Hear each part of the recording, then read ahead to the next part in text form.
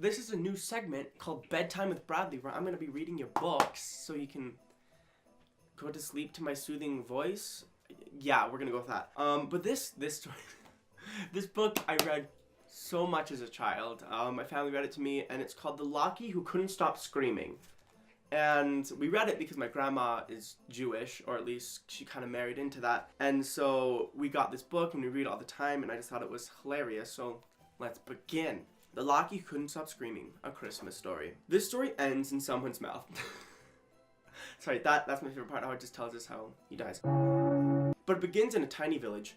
The snow hadn't fallen during the long night, during which the children heard a terrible noise from a certain cottage, where something was being born. This cottage was the only place not decorated in flashing colored lights at this time of year. Sad. The thing that was being born was a locky, a word which means potato pancake. Lockies are a traditional part of the celebration of Hanukkah. Nearly everything in this world is born screaming, and the locky was no exception. Very accurate.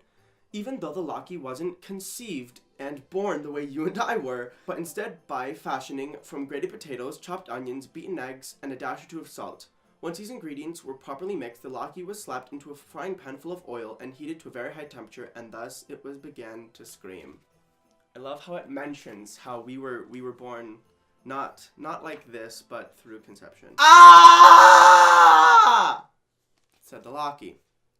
Ah! Said the locky again. The locky was suffering from so much pain, it had leapt out of the hot pan and out of the window of the cottage and began to run down the boulevard screaming. I did it quieter because he's running away from the cottage. Never mind. This may seem like unusual behavior for a potato pancake, but this Christmas story, in which things tend to happen, would never occur in real life. The locky ran past a flashing colored lights. "What's all the ruckus?" said the lights. "I was just thrown into a pan of boiling oil," the locky cried. I'm doing voices for the characters because there's multiple. Okay, never mind. "Can you believe it?" "Yes," said the flashing colored lights. "We can imagine why." "Because I'm a locky," said the locky. "Frying pans make me crispy and brown." "So you're basically hash browns," said the flashing colored lights. "Maybe you can be served along Christmas ham." "I'm not hash browns," cried the locky. "I'm something completely different." It's true, they taste different. I've had them. Ah! The locky rounded the corner and found himself face to face with a candy cane. "Someone should write a Christmas carol about you," said the candy cane. I'm doing it manly because that's how I imagine candy canes. "I'm not part of Christmas," cried the locky. "It's totally different." Ah! Gosh, this has so much screaming. The screams of the locky grew quieter and quieter as the pancake ran down the village into the surrounding forest. It was quiet, and so it decided to run for a few minutes beneath the branches of a little pine tree. Oh wait, you have to see the face on this one. He just looks like, you know, he took a good poop or he's just depressed, like either or. Our family came tromping through the snow and searching the forest carefully. Gosh, words. "We shouldn't have waited until the last minute to get ready for the holidays," said the family. Said the father in the family who was holding an axe. "We'll never find a good one." "You shouldn't give up hope." "You shouldn't give up hope," said the mother and pointed at a pine tree. "Look." "It's perfect," said the daughter. "Beautiful," agreed the son. "Such a marvelous shape," said the mother. "And its skin looks crispy," said of a tree. Never mind, I'm probably reading.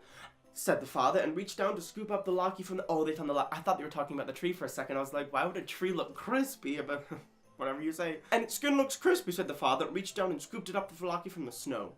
"We'll need to reheat it, of course, and this will be perfect for Hanukkah dinner." Wait a minute, why are they searching for a Christmas tree if they're celebrating Hanukkah? Do they do that? Do people? Whatever. Was chopping through applesauce and sour cream. The father smiled down at the locky in his mitten and then stared curiously at his other hand. "What was I thinking, bringing an axe?" he said to himself. That's what I was thinking.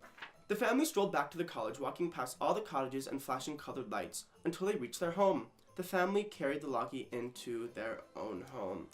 He looks so nice. He finally found people who love him. Good for him. On a cold, snowy night, the locky was welcomed into a home full of people who understood what a locky is and how it fits into a particular holiday, and then they ate it. The end. Wasn't that great? Merry Christmas. Bye.